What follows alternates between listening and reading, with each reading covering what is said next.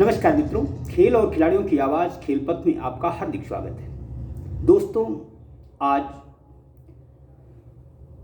मुख्यमंत्री योगी आदित्यनाथ जी ने उत्तर प्रदेश को एक नई सौगात दी है। ये सौगात खेलों से जुड़ी है। योगी सरकार ने प्रधानमंत्री नरेंद्र मोदी के करकमलों से आज मेरठ जिले की सरधना तहसील के शलावा में मेजर ध्यानचंद स्पोर्ट्स यूनिवर्सिटी के शिलान्यास का काम पूरा कर लिया है। यह यूनिवर्सिटी न केवल अंतर्राष्ट्रीय सुविधाओं से लैस होगी, बल्कि 91 एकड़ में इस यूनिवर्सिटी में 540 बालक और 540 बालिकाओं के शिक्षण प्रशिक्षण की व्यवस्थाएं होंगी। इस यूनिवर्सिटी की लागत 700 करोड़ रुपए होगी। इस यूनिवर्सिटी में अंतर्राष्ट्रीय स्तर की हर तरह की सुविधाएं होंगी तथा यहाँ के खिलाड़ी राष्ट्रीय ही नहीं, अंतर्राष्ट्रीय फलक पर प्रदेश का नाम गौरवान्वित करें, इसके सारे प्रबंध किए जा रहे हैं।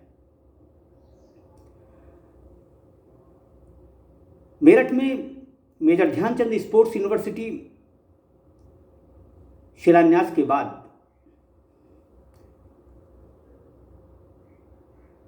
अब उम्मीद जगी है कि जो उत्तर प्रदेश के खिलाड़ियों का पलायन है वह रुकेगा।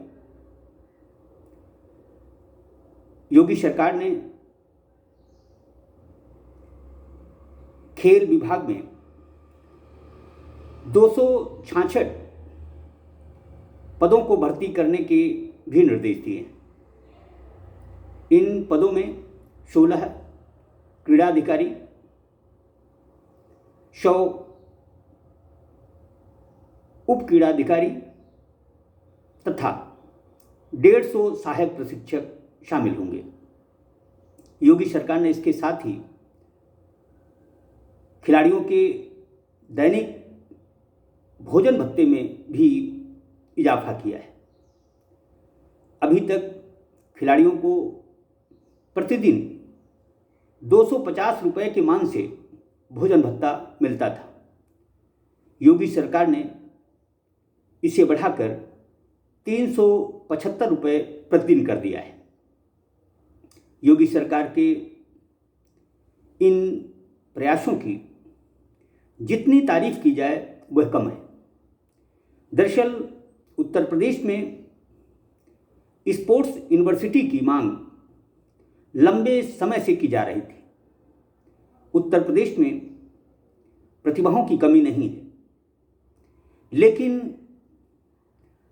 प्रशिक्षण की माकूल व्यवस्थाएं न होने की वजह से यहाँ के अधिकांश खिलाड़ी दूसरे राज्यों में प्रशिक्षण को चले जाते थे।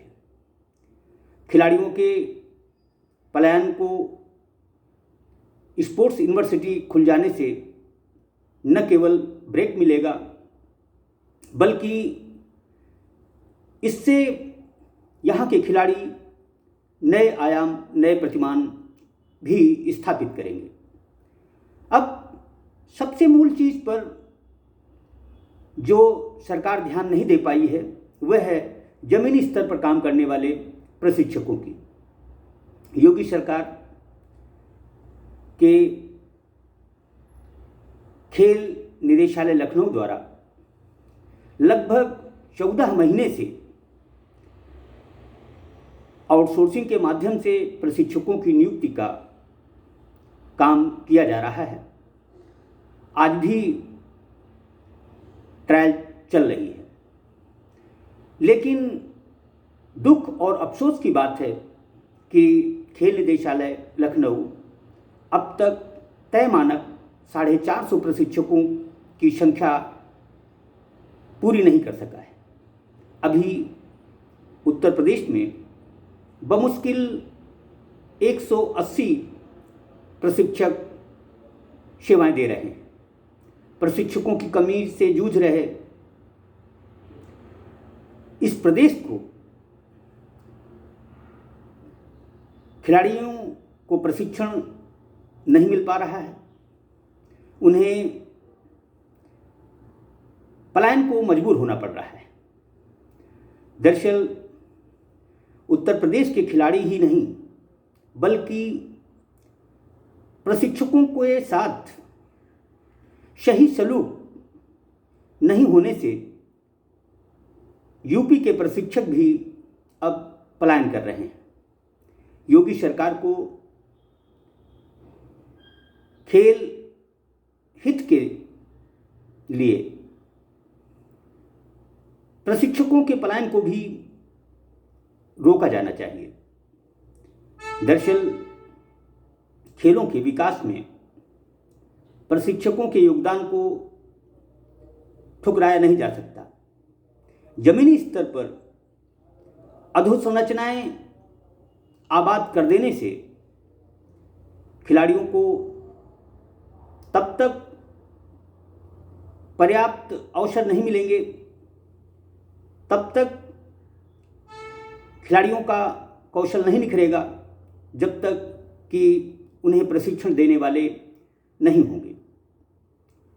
दरअसल सरकार जो भी कर रही है वह बड़े स्तर पर कर रही है, जबकि जमीनी स्तर से सरकार को ध्यान देने की जरूरत है।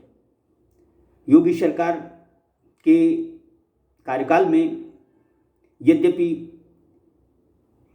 लगभग 2 साल कोरोना संक्रमण के चलते सारी गतिविधियां बाधित रही हैं, इसमें खेल गतिविधियां भी शामिल हैं। मार्च 2020 में 377 अंशकालिक खेल प्रशिक्षक निकाल दिए गए थे। अब उन्हें पुनः सेवा में लेने की बजाय खेल निदेशालय द्वारा आउटसोर्सिंग के माध्यम से प्रशिक्षकों की नियुक्ति के प्रयास किए जा रहे हैं। पिछले 14 महीने में यह प्रयास जमीनी आकार नहीं ले पाए हैं। जिस तरह से योगी सरकार नियमित 266 पदों पर भर्ती करने का ऐलान कर चुकी है, कुछ इसी तरह का ऐलान उसे प्रशिक्षकों के मामले में भी करना चाहिए। दरअसल उत्तर प्रदेश ही एक ऐसा राज्य है जहां प्रशिक्षकों की नियुक्ति वर्ष भर के बजाय 10 महीने के लिए की जाती है। वह भी 10 महीने प्रशिक्षण कार्य चलता हो, इसकी कोई गारंटी नहीं है।